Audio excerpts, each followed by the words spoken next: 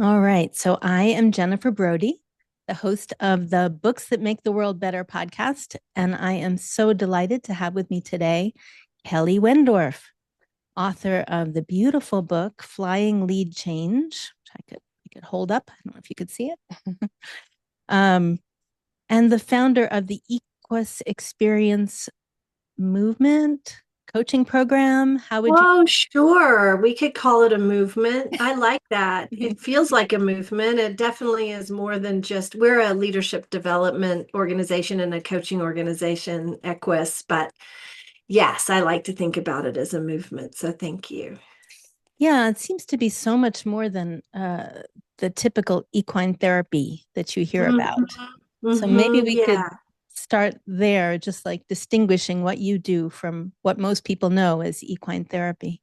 Yeah, thank you so much. So I am by profession an executive coach. I've been in the leadership development spaces for a long, long time. I've been a serial entrepreneur, ran a magazine in Australia, and I've been really interested in how, what what conditions need to be in place to bring about the best in people and to help people to thrive. Alongside that, I've always been an equestrian. I've been a nature girl. I really wanted to chain myself to trees when I was a kid and save all the forests. And, I was that kid, who held up placards to save the earth and not pollute. And it became clear to me at some point that the natural world and all of its 3.8 billion years of evolutionary intelligence had so much to teach us, um, in terms of, how do we thrive, how do we grow, how do we solve problems, how do we deal with difficult, challenging relationships, like just about anything. If you look at nature and look at how nature solves things, we learn a lot from that. And plus, it's just such a beautiful grounding presence. And I realized that, when people are hungry to change and learn and grow, there's only so much that they can do through conversation, through talking about it, through, PowerPoints under fluorescent lights. And it became clear that people really need to have meaningful experiences in order to have a shift in behavior patterns and habits. And my own journey with horses has been that, there was a certain point where I was invited, by a select few horses who didn't want to kind of be treated in the same conventional way that I had been taught to treat horses, um, that I had to become a better human. And to earn their trust, I had to become a better human, to be more clear so that they understood me. I had to become a better human so that I was really listening to them and not just talking at them. And it occurred to me, wow, if there's so much, uncompromising tutelage that a horse can give around one's character, around whether you're really showing up congruently, what kind of energy are you bringing to the space? If they could offer that to me, I wonder what they could do with my coaching clients.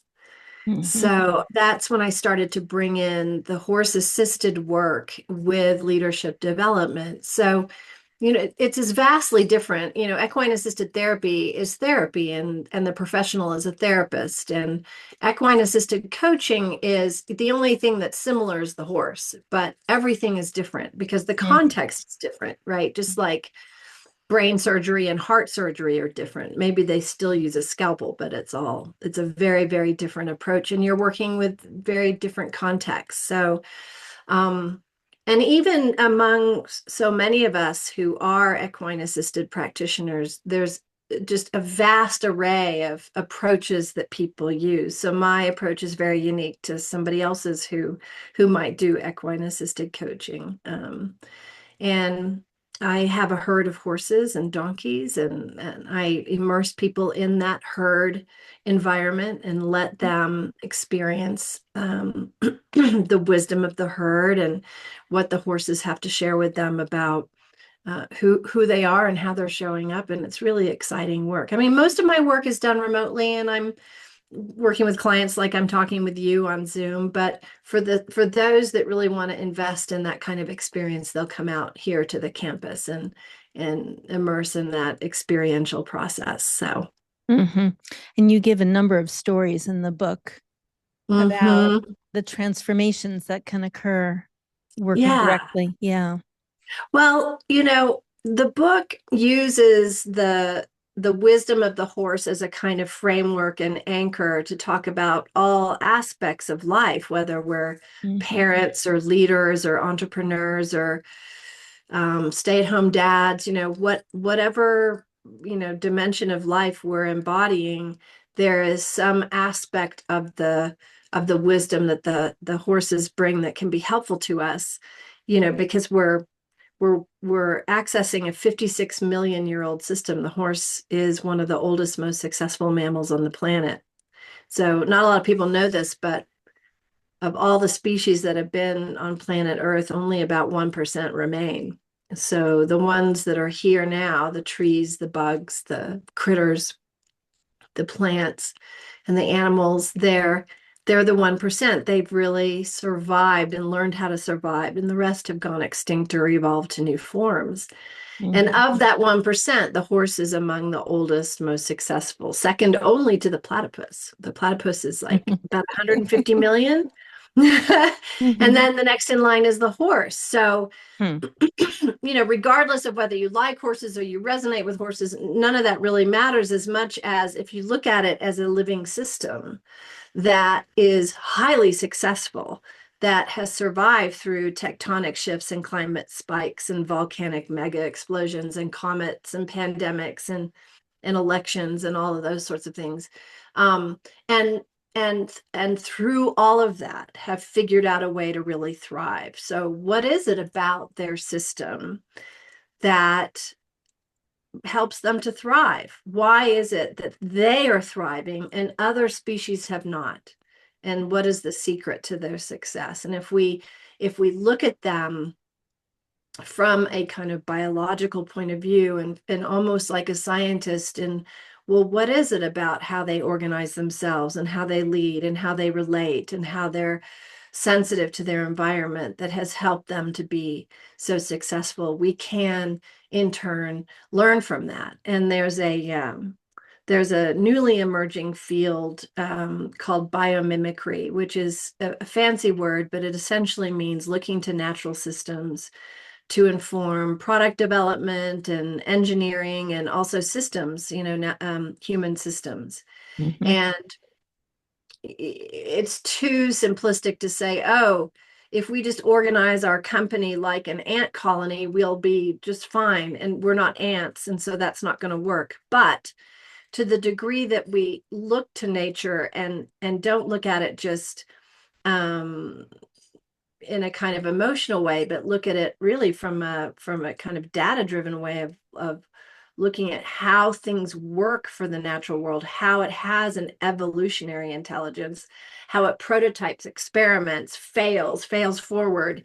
And then you do learn about different systems from nature that can be really helpful to us as humans. We have so much, humans have so much hubris, right? And I've Mm-hmm. seen some of the folks that you've interviewed on your podcast, and a lot of people who bring ancient wisdom and have very deep and compelling ways of looking at the world. And humans have so much hubris about Mm-hmm. our significance in the world and our intelligence, and that we assume that we're kind of at the top of the food chain, and all of these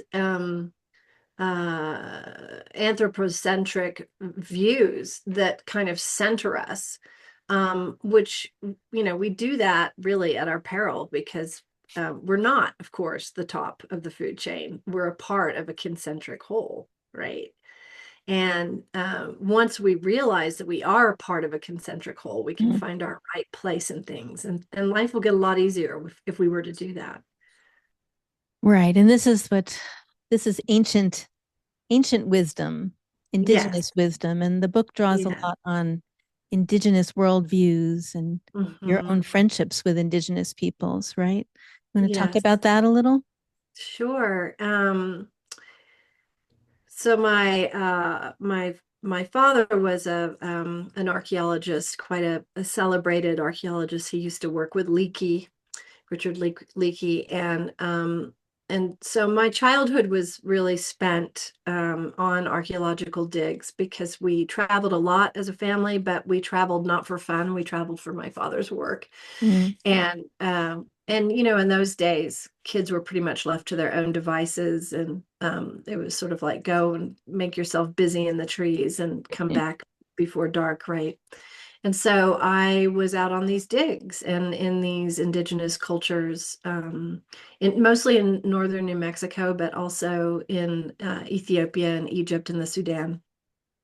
And I think there was a kind of some exposure that happened to me, of being in the maybe energetic field of these digs and these villages and these peoples and these communities that had an impact on me, that even though I didn't speak the language, or even in some cases I was in places where the people had long died off or migrated away, but there was still some kind of language that was I was absorbing, some kind of story that I was absorbing, playing around in these digs. And at one point I was afforded an opportunity when I was 7 years old to be with my father in Ethiopia, and he hired an Oromo guard to take care of my brother and I, just to protect us from baboons and kidnappers, because we were two little blonde-headed kids in the bush of Ethiopia.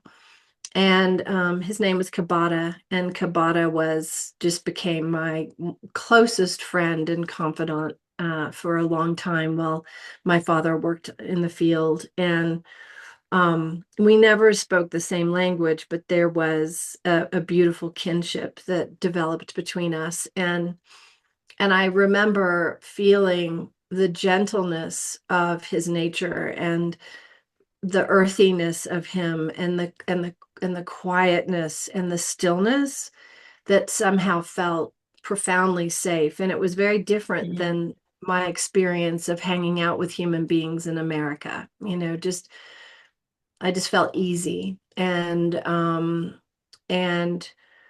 there was a moment towards the end of my time there where I had to say goodbye to him. We were leaving to fly back to the States, and we just had a kind of a moment that's very, very hard to describe, but he was very sad to see me go. And I had never felt so much unconditional love and connection as I'd felt really from this stranger.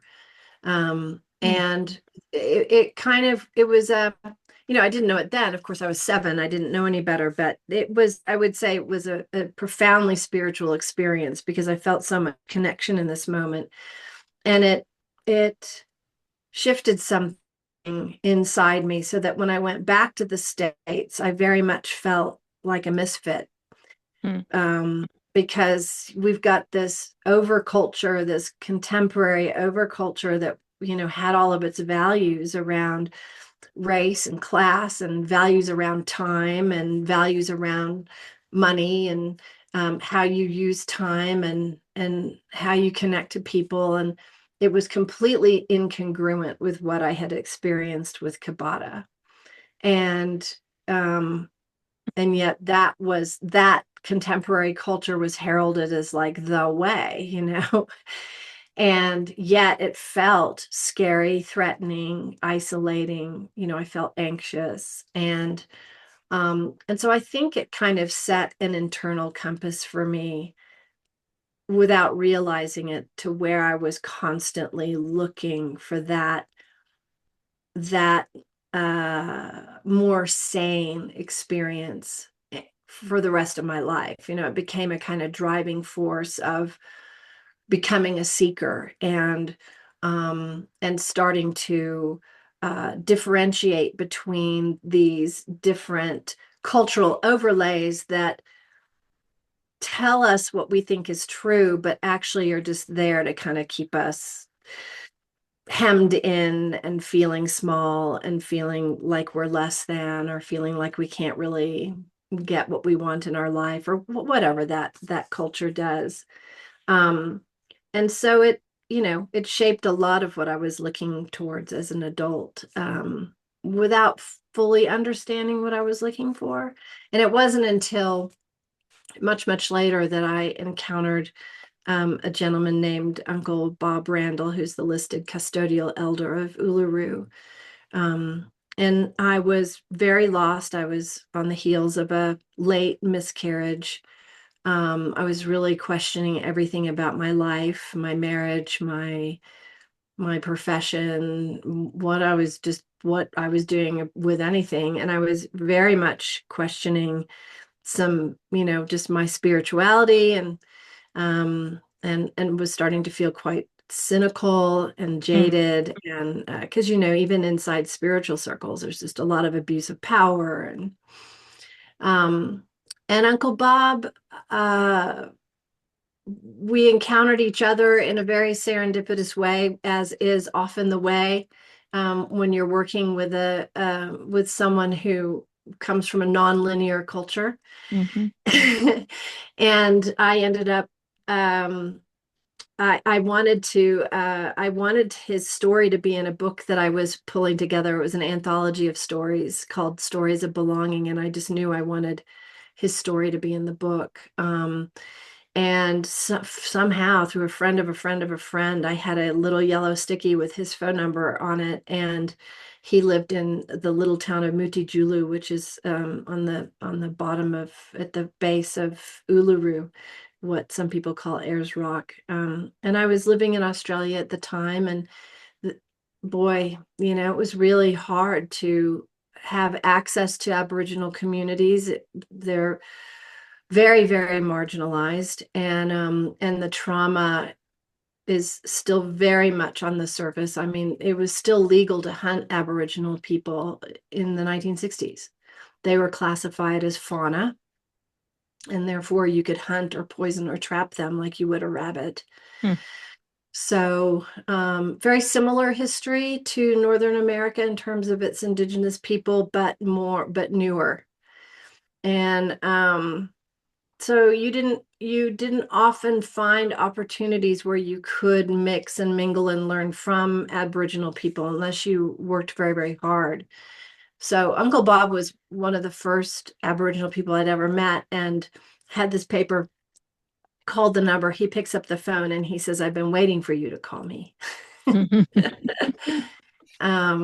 Which Mm. was really beautiful and scary. Mm. And I'm a white girl. I don't know what am I doing? Why am I making this call? How are we going to do this? It I Yeah, and he just quickly said, "I'll meet you in Sydney on Saturday. I'll see you at the airport." And he hung up. And that was it. All my instructions. Uh so I flew to Sydney from Brisbane, and sat around in the airport and hoped that some guy named Bob Randall was going to show up at the gate. And sure enough, he did. And I had a microphone and a computer, and we spent several days locked in an Airbnb, and I just recorded his words. Mm. Um, and then we spent many, many months after that deconstructing. This was long before you could get a transcribing service. So I would painstakingly type out the recordings, and then I would go back to him and you know, review what was it he said, and what did he mean, and what did he actually mean by this, and how does that connect with this. And so Mm. this was all to serve the book, but it was also a beautiful chance to get a wonderful download of teachings from a tradition that's traditionally oral. Um, and I said to him, I'm really sensitive to culturally appropriating this and putting in a book, and I don't really know how to navigate this space. And he said to me that Well, he had a lot to say about this idea of cultural appropriation, but he said that a lot of his people had been really badly damaged, and he was worried that nothing would be passed on, and that he was looking for those with an Aboriginal heart Mm, that he could pass the words on. And that of course they didn't stop with me, that it was just my job to get out of the way and let the words find their way to all the right people. So whenever you read Uncle Bob's words, you can know that they come directly from Uncle Bob to you, which mm, is a beautiful thing, mm, because his culture is the oldest culture in the world. It's 60,000 years old. And it's a very, very deep, abiding, earth-based, inclusive tradition. And so going back to the work with the horses, his work and his wisdom is very much embedded in the work that I do with the horses. So that's, we all have ways that we bring in different threads to the horse assisted work. And it's been my experience that the horses show up for this work very deliberately, that they really want to be allies for people, to help us to find a different way of being in the world that isn't this conventional way, that is um, informed by one fundamental lie. And that lie is that we're separate, because we're not separate. mm, Um, so, the first premise is we're connected. That's the first premise. And now what? Yeah. mhm. I just have a question about Uncle Bob. Yeah. What what year was that he gave you this story? Oh gosh. Okay. I'm terrible at years, Or but roughly? let me just, so my daughter would have been about 5 and she was born in 98. So 2003, Okay. something like that. And is he still with us? No. No. No, he passed away. He passed away around 7 or 8 years ago. And is it possible to read that story? Is the book in print? Yes, it Yeah. is. It's a very small, which I'm sure you'll appreciate, publisher called Finch Publishing that went out of business during COVID. And the book is called Stories of Belonging, and it's got a full download from Uncle Bob. It's such a beautiful, beautiful. It's worth getting the book just for that. Yeah. And you can still find it on Amazon. What few copies remain. You can Mm. still, yeah. Hmm. Yeah. Yeah, because I do. I feel like this, ancestral wisdom is really important. And Yes, yeah, it is. and I honor your impulse to put all that time and energy into recording and Yeah. editing and making sure it Thank got out you. there. Yeah. Yeah. Thank you. It felt very, very precious. And at some point I need to just gather up all of it and turn it into its Hmm. own book. I really do. And maybe I will at some Yeah. point. If you're looking for a publisher, let me know. Yes, I know. Believe me, that is pinned on my bulletin board now. Yeah. Um, so we're all connected, and we're connected to the horses, and humans are among this 1% of species that have survived and thrived. And I often call us the ultimate invasive species, humans. Mm, mm. Um, but what I like about what you're trying to do is that you're really trying to make humans are the best versions of what we can be, you know? We're capable of so much. What was it? Was it James Baldwin that talked about, that I, I can't remember exactly what he said, but we're so full of, we're absolute miracles, and we're completely messed up. Yeah. Yeah. And at the same time, and what I really loved about Uncle Bob and his approach, because I, as a staunch environmentalist, I too was like, humans are the invasive species. And one thing that Uncle Bob said to me is that, nature misses us. And I Mm, said, misses us? Like, aren't we just like, wouldn't it, we're just like a parasite? Wouldn't nature be so much happier without us? And he was so confused. He goes, no, mm, no, your presence inside the natural world is missed because you're so much a part of it.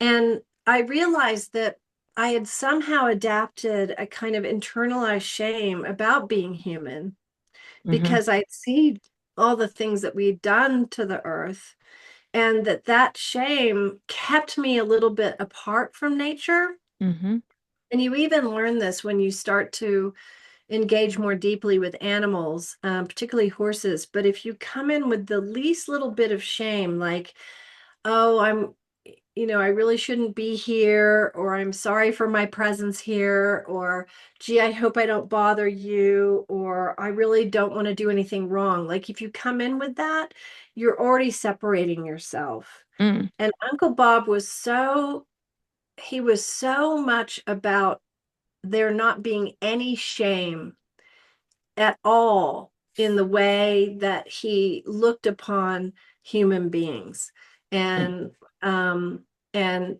that buying into shame about what we do and who we are just perpetuates the separation.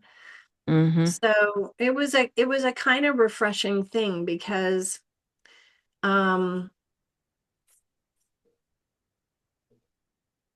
yeah, it's a little heavy to be ashamed about who we are as a species, even though sometimes I feel like we deserve it, but no one deserves shame, not really, mm, really. mm-hmm, Um, so he had this wonderful concept. It's called Kanyini, and you spell it Kanyini. And Kanyini is an Aboriginal word that means unconditional love with responsibility.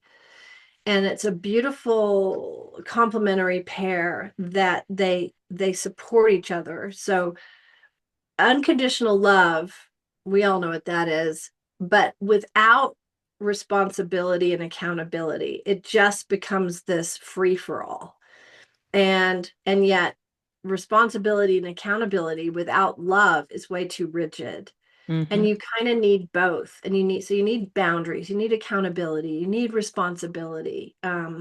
You can't just be in this free love freedom thing without that structure and those boundaries in place. And so it's a beautiful kind of framework mm-hmm, to think about, you know, how we work with our families, how we work with our communities, how we work with our organizations. Can we have a unconditional positive regard for each other and hold each other accountable to being our best selves? Have that backbone as well. yeah.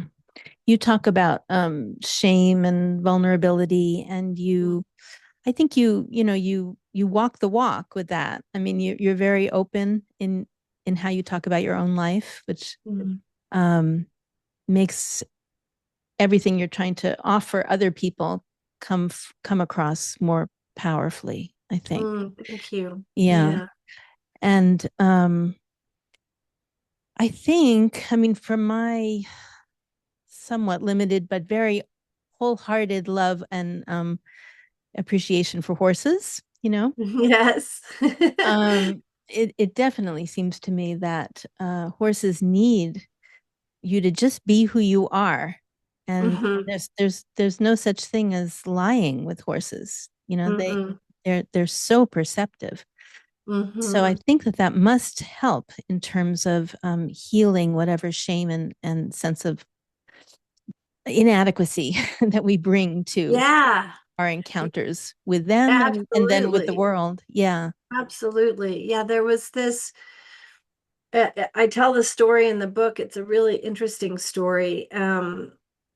And one of the more challenging moments that I had had inside a group setting with the horses, we had an opportunity to work with some healthcare workers from the Four Corners region, with Native American peoples and organizations that kind of collaborated with the leadership in those spaces. And so it was about, I don't know, 30, 35 people who came to work with me and some co-facilitators in the herd. And the horses, I I had all these preconceived ideas about what it would be like for the horses to encounter these people who had been partners with horses for thousands of years. Not many people know this, but the horse is native to North America. They weren't introduced by the Spanish. Mm. They were reintroduced by the Spanish because the horses did migrate over the Bering Strait, but they started at the Polecat Bench in Wyoming as indigenous to North America. So there are, long enduring relationships and stories and prophecy stories about the horse and the horse and human relationship in those communities. So I had all those like ideas that, oh my gosh, there's going to be this, you know, reconnection and reunion, and it'll all be just amazing. Mhm. And it wasn't. Mhm. Mhm. And it wasn't. The horses, who were normally extremely respectful of people who came to work with them, um, they were kind of bumping into the participants and like not running them over, obviously, but just like brushing past them, like as if they weren't there at all. And they were really behaving as if the people were not there. And I thought, well, what is going on here? I don't understand why the horses are being like this. And I've learned to really trust them. And if they're showing up in a way, there's a reason for it. Mm. So we stopped the exercise, and I did a lot of, asked a lot of questions. And what we finally came to, and the group was there for leadership development. I mean, we were going to work on, being clear and making clear requests, and being in our presence and all of this. But boy, we ended up going down a whole other rabbit hole, because what we surfaced was that collectively the group had a somatic, and some people may not know what that word means, but like the soma is the felt sense, how we feel in our bodies. So somatic is how our bodies interpret and experience anything that comes to them. So I could have a somatic experience about a sunset. I might have adjectives and adverbs and a mental, description of watching that sunset, but I'm going to feel that sunset too, right? That's somatic. If I'm in a fight with somebody, I'm going to feel that conflict in my body. That's somatic. So they had a somatic sense that they did not belong, period. Not that they didn't belong in that arena or they didn't belong in the workshop. They didn't belong, Mm. period.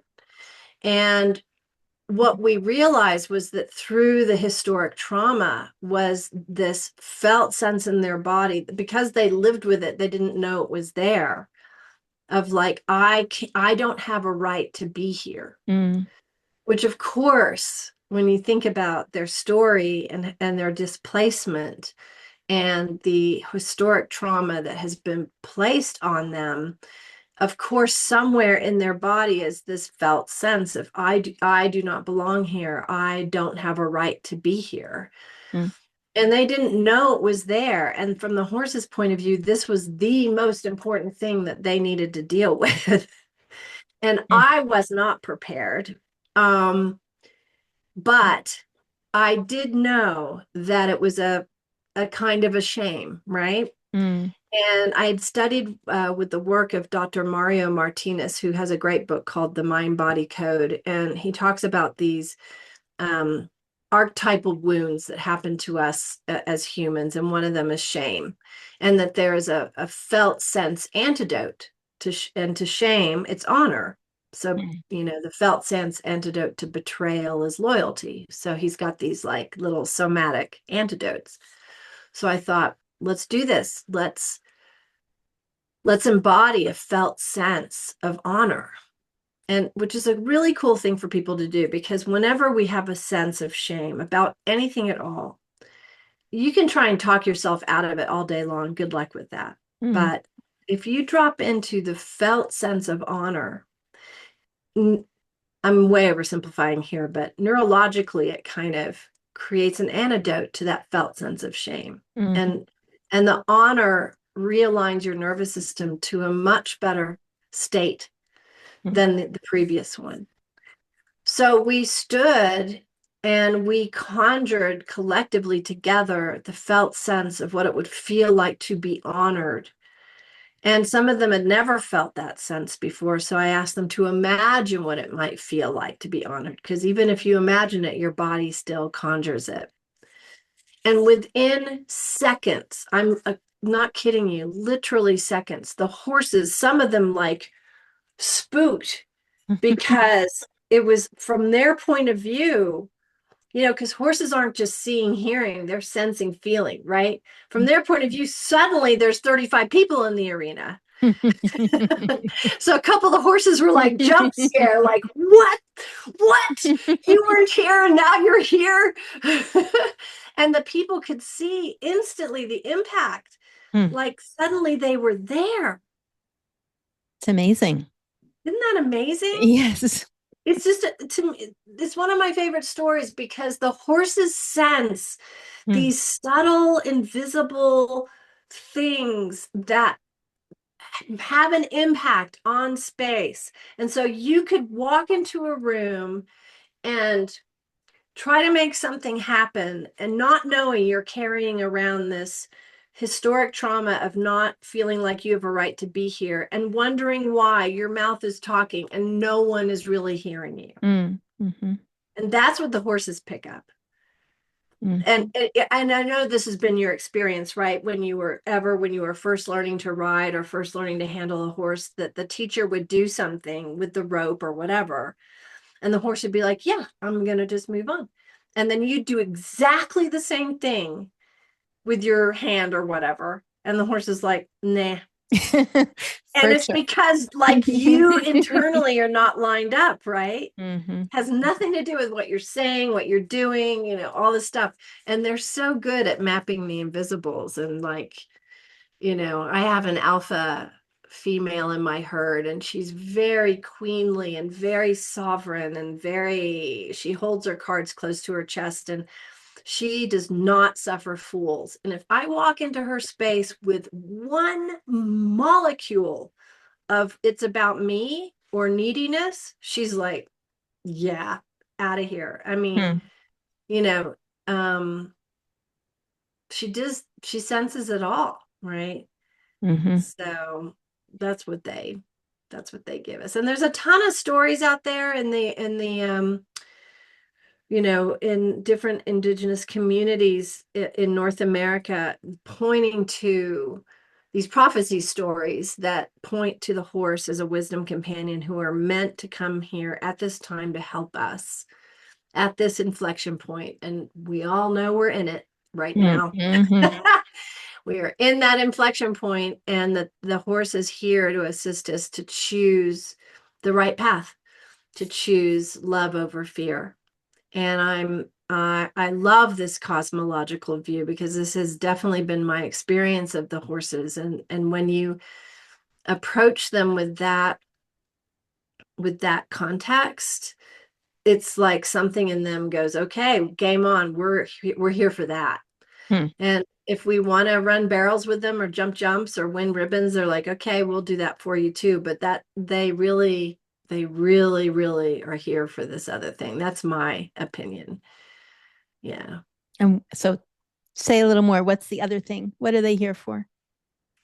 Well, they're here to be that wisdom companion, to reflect to us where we may not be present, where we may not be showing up, where we may be hiding our gifts, where we may be choosing fear over love. And they can do it in such a loving way. a beautiful, compassionate, shame-free, yet very clear, loving way to just help people's inner compass turn more towards love and connection and freedom and peace and away from, and you can be an amazing, good, generous, kind person. But if somewhere in your body you believe you don't have a right to be here, for example, right? Mm-hmm. Using the example, then that's not going to serve the world.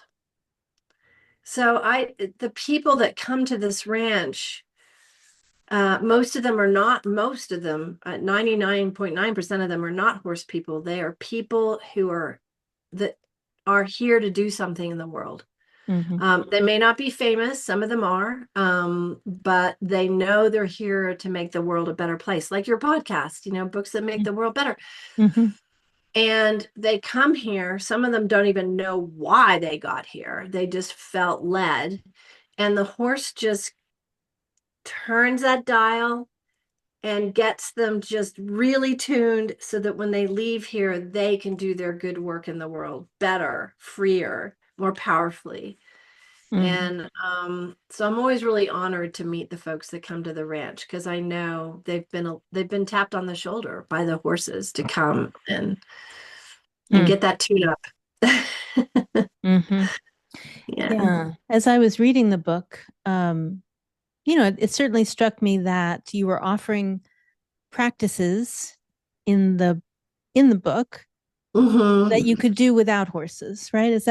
that That's fair? right. Yeah. Yeah, absolutely. Yes. Mhm. In fact, I think all of them are all without horses. The It's the sort of like the horse has been this presence to inform things, but the book is for anyone who yeah, they don't have to have the horse in their midst. They don't have to even like horses, but they might resonate with a 56 million year old system that's highly successful. And then the practices are inspired by the things that I've learned from them. But yeah, that they can do in their own apartment or house or office or study. right. Hmm. And the other thing that occurs to me is um that women might particularly benefit from this because I mean what you were talking about with the audacious request, I think that is especially hard for women. I don't know if you would Yes. agree. Yeah. Uh, Yeah, I think women do resonate a lot with the teachings of the horse. And part of it is I think we share a similar oppression story. mm-hmm. Horses were domesticated around the same time that human beings tipped into the patriarchal power over paradigm. And oppression, subjugation, all of that Yeah. started, to arise on planet Earth with the humans. And so I think women in particular we resonate a lot with the horse conundrum and how horses have been oppressed and controlled and domesticated. And we too oppressed, controlled, and domesticated and conditioned to diminish our voices and to quiet ourselves and to um, make ourselves small in order to make people feel more comfortable around us. Mm-hmm. And um, and so when women come here, and we do have a women's retreat, it's called Unbridled, and and when women come here and engage in the natural world and engage with the horses and engage with each other with a context of um, unveiling some of these layers of oppression that have been put on our mothers, our grandmothers, our great grandmothers, and starting to listen to those quieter voices that are in there and start to let them come forward and the way our body wants to move and the words that want to be said and the actions that want to be taken. It's quite liberating for women. And yeah, there is that resonance for sure. Yeah, and it kind of connects back to the evolutionary transition that you were talking about Mhm. because I really feel like the sacred feminine needs to rise now. Yes, she does. And maybe Yeah, that heart connection with horses can help Absolutely. ordinary embodied women, like, get on with it. Yeah. Yeah, absolutely. And, when you sometimes just being near a horse and letting your body feel their grounded presence and their unapologetic presence and their weight on the earth and their gravity, like all these like embodied felt states that you can sense in a horse. Sometimes that's enough. Just sensing that can kind of kickstart your own Mm-hmm. felt sense of that as well. Mm-hmm. And then you get to embody it too. Mm-hmm. And so where you go in the book, where you end up is with freedom and joy and liberation, Mm-hmm. right? I love Mm-hmm. that. And it seems almost out of reach for most people, I think. Most Yeah. Americans anyway. I am a college teacher. I'm working with younger people, and boy, they can be just the antithesis of freedom Mm-hmm. and joy these days. Mm-hmm. So, Yeah. I blame social media. mhm, I think technology has really, I was watching that documentary on the manosphere last night. It's a brand new documentary on Netflix. mhm, Lewis, forgotten his last name. He's a documentarian. Wow. And just the way social media has trained everybody to live online and get more and more likes and get more and more comments and monetize those comments and get money from all the ways that yeah, you exploit yourself on the phone. Um and it's a hard time to be a young person. It's a very, very hard time to be a young person. um and I think, but everybody has this idea that you have to reach for joy and freedom. It's actually the other way around. The more you let go of things, the more you um, unburden yourself mm, with the things you think you have to do and be, the more joy and freedom show themselves as a natural state. So mhm, a lot of people feel like they have to like reach for joy and reach for freedom and like be happy and all this thing. And joy is really this, it's a much subtler state that happens quite naturally when you're okay with all the feeling states. So the more mm, you kind of soften your and be more easy with grief or anger or rage or all those really sticky, hard emotions, and you just allow those to have their half-life in you, then the more joy starts to be a byproduct because you're not diminishing or squashing or squelching or numbing something over there. mm, And but you have to opt out of a certain consensus reality. And the consensus reality is increasingly joyless, increasingly um oppressed and tied up and hemmed in. yeah, And so there is a certain level of, well, I'm just not going to do that. I'm not going to be on social media. I'm not going to answer every email that comes in my inbox. I'm not going to be on the phone responding to every text. I'm not going to buy 5 new cars or whatever, everything. So yeah, it takes a certain courage to stand in your own integrity as a human and be in that existential aloneness of just you and your sovereign nature. But that's where the joy lies and the freedom lies. mm. That is something actually that I appreciate most about riding is I cannot be on my phone. Like my Hmm. phone is just not No, out of sight, out of out of mind. sight at the barn. Yeah. I know. I have an autoresponder on my email that says this is a slow inbox. I think you've probably seen it Hmm. because, by the time I get inside, off the horse, away from the sessions, there's like 50 emails in my inbox, and I'm just not going to get to them very quickly because there is only so much time and space. Yeah. I'll read everything, but and also, who says everything has to happen right at once? You know what I mean? Like, do you remember the days when there was, if you called a house and they didn't answer, it was on you to call them back until you found them, right? Even before answer machines. Right. And now, like, you totally have to bear the burden if somebody leaves you a text. And, Mm-hmm. I was talking to a friend of mine. We were talking about those aerograms. In the old days, we would like be overseas and we get these little thin Yeah, envelopes right. to Uh-huh. write on, and then Uh-huh. you'd fold them up and then Yep. you'd send them, and maybe they get there like 2, maybe 3 weeks later. I Mm-hmm. mean, that was the tempo of a conversation, Yes. right? Yes. And now it's so different now, but who says you have to respond in 24 hours or less? Well, yeah, tempo is one of your chapters, right? And Yeah. about slowing things down. Yeah. And Yeah. yes, you could miss things. Yes, opportunities may go by. Yes, you may not get everything done. And that's just kind of that's the cost of doing business with joy. Mm-hmm. You may miss out on something. You may, Mm. because you didn't answer that 105th email or whatever. Mm-hmm. But to me, I'd rather have joy. I'd rather have joy and ease and peace Mm. and ease in my life. And, you know, okay, maybe I missed that one phone call that was like, I don't know, the Nobel Peace Prize or something. Okay. You'd find out eventually. Somehow. Yeah.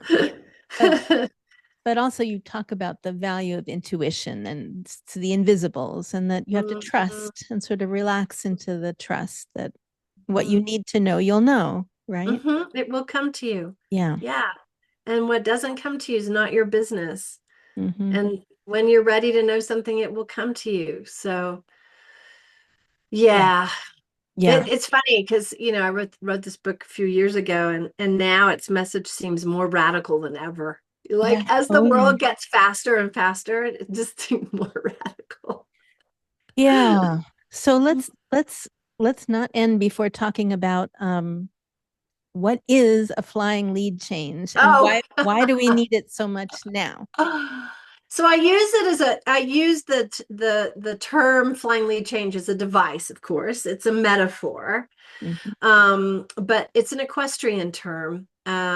Cute story. My nephew and we were sitting around the dinner table thinking about, what are we going to name this book? What are we going to name this book? And my nephew says, I think you should name it Why the Long Face, which comes from this joke about the horse sitting at the bar and the bartender saying, Why the long face? Ha ha. So we had a laugh, the credit to him, because he did say, well, is there an equestrian term that could actually mean so much more? And that's when I was like, yeah, flying lead change, because the flying lead change is with a four-legged animal like a horse or a dog or a cow. When they're galloping or cantering, when they're running, they no animal runs in a totally straight line. They always arc. They're Mm, always arcing in circles or curves. And so you think about that mass, and it's arcing, so it's kind of leaning in one direction or another when it's running. And so in order to support it, it has to lead with one side of its body. So if it's kind of curving to the left, it's going to lead with its left legs to support the left side of its body. If the topography changes, and here's where the metaphor gets really interesting, when the topography changes, then the horse has to change balance, because he's going to change either the way he curves his body, or he's going to change his balance in some way. And to do that, he has to jump from his left side to his right side. And that means that midair, he has to jump in the air, switch sides, and move to the other lead. So in this case, from the left lead to the right lead. mhm. And it's a whole kind of physics defying feat that happens with a flying lead change, because he's got those legs and that mass, and he's got to leap in the air, change it all up, and then go on in a totally different direction. And, we're looking at a similar maneuver collectively as human beings, that we are at this inflection point. We're looking at total annihilation. We've got nuclear proliferation, we've got climate change, we've got increasing fascism and AI. I mean, the whole thing looks pretty frightening. Yeah. And what we need collectively is not just some change. We need a total shift in consciousness. And so we need a flying lead change. We need a physics defying maneuver that has us shifting from one side of our brain to the other side of our brain, from one side of our heart to another side of our heart. We need to leap in the air, Mm. take a risk, and switch sides into another way of being. And so that's why I used that equestrian term for the title of the book, because the book offers ways to make that flying lead change happen in your own life. Ah, Kelly Wendorf, thank you so much for all Thank the you work that so you are much, doing. Jennifer. Thank you so much for this And opportunity. I'm going to put all your URLs and where people can find you connected to the podcast episode. Thank you so And much. I just appreciate you so much. Oh, thank you, Yeah. Jennifer. I really appreciate this conversation. You gave me so much space just to let it fly. Thank you. Well, And thank anytime. you for And the work that you do, uplifting the voices of folks that have things to say that are, just not your usual, your uncommon voices. I really appreciate it. off the beaten path. Yeah. Yes. Yeah. Yeah. Thank you, Jennifer. All right. Thank you.